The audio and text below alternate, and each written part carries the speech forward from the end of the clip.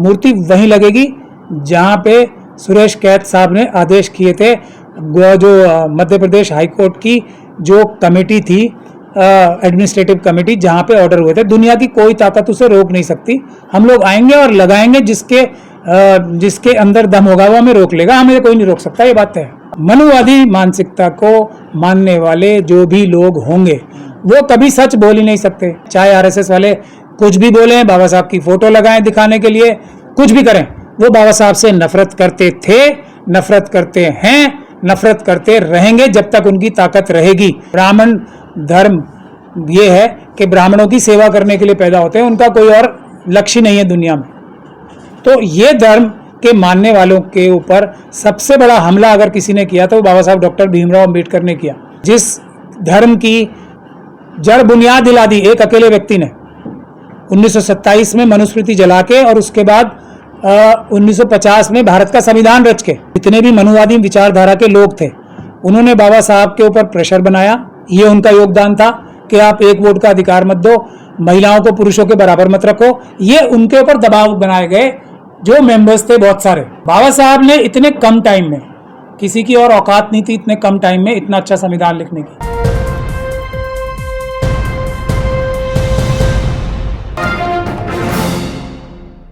ब्राह्मण धर्म जो है उसके ऊपर सबसे बड़ा हमला और इफेक्टिव हमला, ब्राह्मण धर्म क्या है? ब्राह्मण धर्म है इंसान इंसान के बराबर नहीं होता, इंसान इंसान से छोटा होता है, बड़ा होता है, और दुनिया के सभी लोग जो हैं वो एक खास ब्राह्मण धर्म ये है कि ब्राह्मणों की सेवा करने के लिए पैदा होते हैं, उनका कोई और लक्ष्य नहीं है दुनिया में। तो ये धर्म के मानने वालों के ऊपर सबसे बड़ा हमला अगर किसी ने किया तो वो बाबा साहब डॉक्टर भीमराव अंबेडकर ने किया। तो आप लोग इस बात का बुरा क्यों मान रहे हैं कि जिस धर्म की जड़ बुनियाद हिला दी एक अकेले व्यक्ति ने 1927 में मनुस्मृति जला के, और उसके बाद 1950 में भारत का संविधान रच के, तो उससे ब्राह्मण समाज, ब्राह्मण धर्म के मानने वाले, ब्राह्मण समाज नहीं कहूंगा मैं, ब्राह्मण धर्म के मानने वाले, ढोल गंवार शूद्र पशु नारी, ये सब ताड़न के अधिकारी मानने वाले नफरत नहीं करेंगे। तो इसमें हैरानी की क्या बात है? इसमें कोई दो राय नहीं है कि कुछ अन्य लोगों ने, और BN राव साहब का रोल उसमें सबसे छोटा ही होगा अगर कुछ होगा भी तो, अन्य लोगों ने भी बाबा साहब की मदद की। मेरा भी है ना इतना ऑफिस बड़ा, बहुत सारे जूनियर्स मेरी मदद करते हैं, लेकिन केस की बुनियाद और बाबा साहब आउटलाइन, क्या इसमें स्ट्रैटेजी बनानी है, क्या हमने इससे हासिल करना है, इसका निर्धारण कौन करता है? मेरे ऑफिस में मैं करता हूं। और संविधान रचने की जो सभा थी, संविधान बनाने की जो सभा थी, उसका चेयरमैन कौन था? अच्छा, राव साहब नहीं थे? ओहो, ये तो बड़ा बुरा हो गया। तो बाकी सब उनकी मदद करने वाले जरूर हो सकते हैं। कुछ लोगों ने सही मदद की, जो जितने भी मनुवादी विचारधारा के लोग थे उन्होंने बाबा साहब के ऊपर प्रेशर बनाया। ये उनका योगदान था कि आप एक वोट का अधिकार मत दो, महिलाओं को पुरुषों के बराबर मत रखो। ये उनके ऊपर दबाव बनाए गए जो मेंबर्स थे बहुत सारे। बाबा साहब ने इतने कम टाइम में, किसी की और औकात नहीं थी इतने कम टाइम में इतना अच्छा संविधान लिखने की।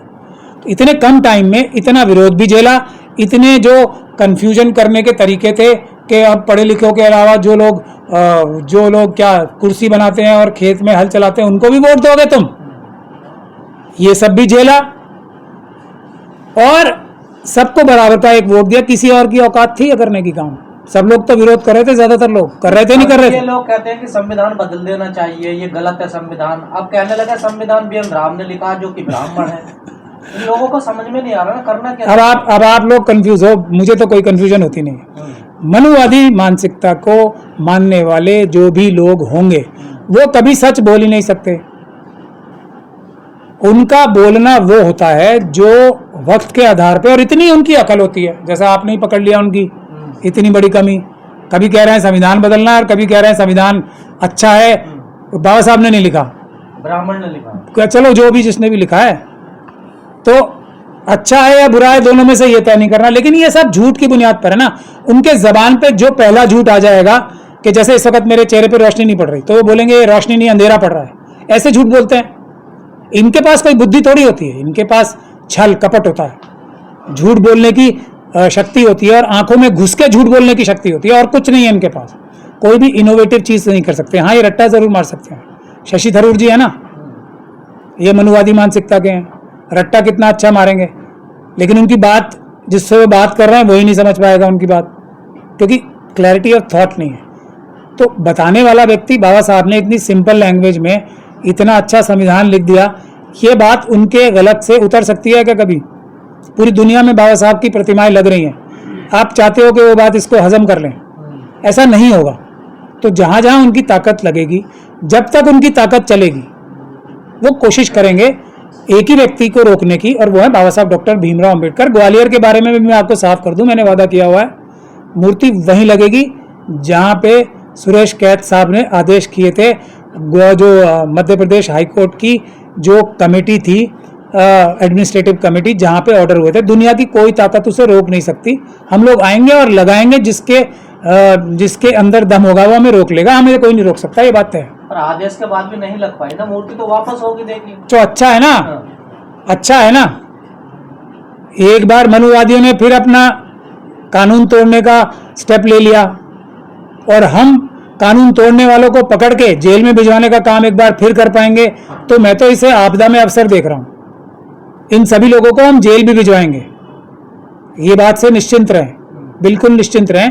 ये जो प्रोग्राम कर रहे हैं, जो बाबा साहब के खिलाफ तरह तरह की बकवास कर रहे हैं, चाहे पार्लियामेंट के अंदर या पार्लियामेंट के बाहर, उसका सबका जो जड़ है वो नागपुर है, जहां मैं कल जा रहा हूं। ये सब सोच, ये सब एजेंट्स, ये सब फुट सोल्जर्स नागपुर के हैं, आरएसएस की मनुवादी विचारधारा के हैं। चाहे आरएसएस वाले कुछ भी बोले, बाबा साहब की फोटो लगाएं दिखाने के लिए, कुछ भी करें, वो बाबा साहब से नफरत करते थे, नफरत करते हैं, नफरत करते रहेंगे जब तक उनकी ताकत रहेगी। इसमें हमें कोई भी शक और शुबे की गुंजाइश नहीं। हाई कोर्ट के वकील इतने पावरफुल हो गए कि चीफ जज का भी आदेश नहीं मान रहे हैं वो, देखिए। ये वो पावरफुल नहीं हो गए, ये हमारे चीफ जस्टिस साहब की कमी थी। बिल्कुल पावरफुल नहीं है वो, गलत फहमी में हो आप लोग, गलत बात कर रहे हो। रिटर्न में नहीं था क्या आदेश? वो रिटर्न में आदेश था, पूरा आदेश था। मूर्ति क्या वो अपने पैसे से खरीद के लाया था कोई? हाईकोर्ट ने अपनी कमेटी से फंड पास हुआ था, जगह निर्धारित हुई थी, सबके लिखित में ऑर्डर्स हैं। तो मैं ये कहूंगा वो चीफ जस्टिस साहब, और पूरे चीफ जस्टिस तो एक वन अमंग्स द इक्वल होते हैं, पूरे ग्वालियर हाईकोर्ट के सारे, ग्वालियर हाईकोर्ट नहीं, पूरे मध्य प्रदेश हाईकोर्ट की कमजोरी थी वो, एज ए इंस्टीट्यूशन कमजोरी थी, जो कमजोरी आज तक चली जा रही है। तो उस कमजोरी को अंबेडकरवादी कम करेंगे, खत्म करेंगे, ये वादा हम कर चुके हैं। मध्य प्रदेश हाईकोर्ट में बैठे जज कमजोरी दिखा सकते हैं, अंबेडकरवादी कमजोरी नहीं दिखाएंगे। हम तो मौका दे रहे हैं हाईकोर्ट की, पूरे हाईकोर्ट को, अगर वहां पे कुछ ईमानदार जजेस बाकी हैं तो वो किसी आंदोलन के मोहताज नहीं है कि इसमें आंदोलन होना चाहिए। अपने आदेश को इंप्लीमेंट कराएं। अगर उनमें इतना सा भी रीढ़ की हड्डी और अपने संविधान के प्रति प्रेम, और संविधान के रचयिता, मैं फिर कह रहा हूं, संविधान एक कागज का टुकड़ा नहीं है, संविधान एक किताब नहीं है, उसकी जो मूलभूत भावना है उसके निर्माता हैं बाबा साहब डॉक्टर भीमराव अंबेडकर। उस निर्माता को इज्जत देने के अंदर अगर किसी के अंदर रीढ़ की हड्डी है तो कोई आंदोलन से पहले मूर्ति वहां लग जानी चाहिए। बाबा साहब का कंट्रीब्यूशन जो संविधान के बारे में है ना, वो ये है इक्वालिटी, इज्जत, आजादी, बंधुता, जो गौतम बुद्ध साहब का ओरिजिनल जो एक संदेश था, और जो हर एक धर्म के जो जितने भी मानने वाले ना, कुछ एक धर्मों को छोड़ के, जो उसका मूलभूत भावना है, इंसाफ, बराबरी, इज्जत और जो भाईचारा या बहनचारा, ये चार चीजें हैं जो बाबा साहब की वजह से हमारे संविधान में, सिर्फ और सिर्फ बाबा साहब की वजह से और उनके मुट्ठी भर साथियों की वजह से। चीफ जज थे सुरेश कैत जी जो रिटायर हो गए, उनसे क्या कमी हुई, क्या कमी रही? हो तो खुद अम्बेडकरवादी कहा जाता है, मिशनरी, मंदिर गिराने के आरोप है उनपे। नहीं तो अब आरोप तो कुछ भी लग सकते हैं ना, आरोप तो कमी हुई उनसे, अगर उन्होंने आदेश भी पारित कर मूर्ति फिर भी नहीं लगवा नहीं, कमी तो यही हुई वो अपने आदेश का इंप्लीमेंट नहीं करा पाए। एक संवैधानिक पद पे बैठे, उन्होंने तो ये भी कहा था कि मुझे बाबा साहब की वजह से मैं ये बन पाया हूँ, बोला था, कहा था रिटायरमेंट के टाइम में भी। हमारे छोड़ दीजिए, अब मुझसे फिर आप मेरा दिल दुखा के कोई और बात कहलवाएंगे। चीफ जस्टिस ऑफ इंडिया कौन है? BR गवाई। गवई साहब के अंडर नहीं आता मध्य प्रदेश हाईकोर्ट क्या? तो आप कैद साहब को क्या बोल रहे हैं? क्या उनको इसका संज्ञान नहीं लेना चाहिए? उन्होंने जय भीम क्यों बोला था? जय भीम सिर्फ जबान से बोलने के लिए? जय भीम नहीं, बाबा साहब को मानना एक बात है, बाबा साहब की मानना एक बात है। तो बाबा साहब की भी माने ना। एक मैं कह रहा हूं सब चीजें भूल जाइए। हम लोग अम्बेडकरवादी हैं, वो मनुवादी हैं, सब भूल जाते। क्या करेगा इसमें? हम तो मैं आपको हाई कोर्ट का मामला ना वो जो मैं हाई कोर्ट जाता है उसको। सुप्रीम कोर्ट हाई कोर्ट से बड़ा होता है ऐसा मुझे पता है, शायद गलत पता भी हो सकता है। और जो कोलिजियम सिस्टम है वो मध्य प्रदेश हाई कोर्ट के जजेस नियुक्त करने की ताकत जो है सुप्रीम कोर्ट के कोलिजियम के पास होती है, और कोलिजियम के जो हेड हैं वो हमारे मुख्य न्यायाधीश साहब हैं। नहीं, प्रशासनिक मामला ना, यहाँ तो एडमिनिस्ट्रेटिव। बिल्कुल बिल्कुल प्रशासनिक सुपीरियरिटी हासिल है सुप्रीम कोर्ट को। वो तो मध्य प्रदेश हाई कोर्ट की कमेटी। मैं देखिए, मैं रास्ता बता रहा हूँ, मैं और ये रास्ता को मैं बता रहा हूँ, ये तो मैं मजबूरी में बता रहा हूँ। कोई भी व्यक्ति कोई इतनी सी भी कानून की समझ रखेगा तो वो यही रास्ता बताएगा। एक चीज होती है स्वतः संज्ञान, आपने सुनी है किसी ने? सुनो तो। सुना है कभी किसी ने कुछ? कई सारे सुओ मोटो हो जाते हैं ना, हो जाते हैं ना कई कई जगहों पे। तो एक सुओ मोटो लें और ये कहें कि ये हाई कोर्ट का जो ऑर्डर है एडमिनिस्ट्रेटिव साइड पे ऑर्डर, ये एक इस ऑर्डर को इंप्लीमेंट क्यों नहीं किया गया? लेकिन सर किस मानसिकता की वजह से ये इंप्लीमेंट नहीं हुआ? ये सवाल है, इसका सुओ मोटो कॉग्निजेंस नहीं लेना चाहिए। लोग कह रहे हैं कि लिखित में था ही नहीं ऑर्डर, वैसी बरबली बोल दिया फोन पे, नहीं यहाँ लगा लो मोट पे, ठीक है।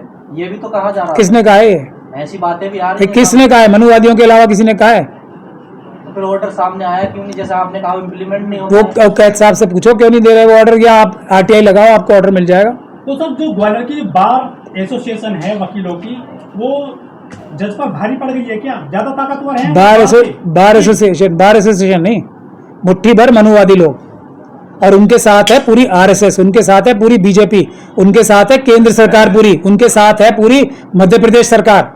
अब बताओ, आप कंपैरिजन करो। आप भी सर संविधान बचा रहे हैं, उधर पूरे फिल्म नहीं चलने दी, संविधान पर इस पर आंच आने लगे हैं, उधर गया में नहीं निकल रहे हैं जो ब्राह्मण लोग हैं। आखिर आप कर क्या रहे हैं? आपका तो सब कुछ चिंता सा लग रहा है। बिल्कुल लग रहा है, हम लोग संघर्ष कर रहे हैं, लेकिन सब संघर्षों से बड़ा संघर्ष जो है वो मैंने आपको अभी बताया है, ये मतपत्र वापस लाना है। हाँ। जैसे ही मतपत्र वापस आएंगे, अभी मायावती जी ने भी कहा है ना, अच्छे दिन आ जाएंगे बसपा के भी। जैसे ही मतपत्र वापस आएंगे, जो बहुजन समाज के लोग हैं उनकी सरकारें आने लगेंगी, संविधानवादियों की सरकारें आने लगेंगी, जनता के हाथ में ताकत वापस आ जाएगी जो छिन गई है। उसके बाद ये सारे काम हमारे आसान हो जाएंगे, बोध गया का भी काम आसान हो जाएगा, और जो ये थोड़े थोड़े हिकअप्स बोलते हैं ना जो आ रहे हैं, बाबा साहब की मूर्ति के लिए भी आ रहे हैं अब, तो वो भी दूर हो जाएंगे। तो उसके लिए सबसे बड़ी बात फिर वही है, और उसका भी जो संघर्ष की जगह है वो बिहार ही होने वाली है। और मैं ये वादा कर ही चुका हूँ कि ग्वालियर में तो लगेगा ही, कितनी कोशिश कर लें, ये एक अम्बेडकरवादी का वादा है, ईमान वाले अम्बेडकरवादी का वादा है, उसी जगह लगेगी। दुनिया की कोई ताकत नहीं रोक सकती। कर लें थोड़े दिन, अपने मन की कर लें, फिर आएंगे हम लोग। सर एक पत्रकारों को भी रिपोर्टिंग करने पर धमकियां भी मिल रही है। मनुवादियों का काम ही क्या है? और पत्रकारों को डराओ, हजारों साल तक 100% रिजर्वेशन अपने पास रखो, और उसके बाद फिर रिजर्वेशन को बुरा कहो। हर बात जो बोलते हैं मनुवादी वो झूठी होती है, वो सच कभी बोल ही नहीं सकते, इंसाफ की बात कभी कर ही नहीं सकते, उनका नेचर ही नहीं है सच बोलने का, ईमानदारी करने का। तो अब आप बार बार उनका जिक्र करते रहोगे तो जो भी बात मनुवादी कहते हैं वो सही नहीं होती है, वो झूठी होती है, वो बेईमानी भरी होती है, वो इंसाफ की बात कभी कर ही नहीं सकते।